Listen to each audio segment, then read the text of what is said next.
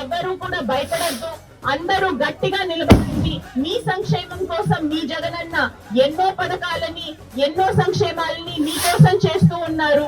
మీకు అండగా విజయసాయి రెడ్డి గారు, విక్రమన్న గారు ఇద్దరు నిలబడతారు.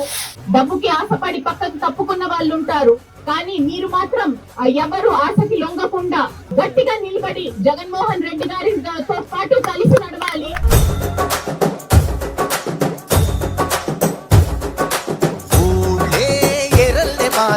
హోరు హోరు నవ్వు పొంగెరు,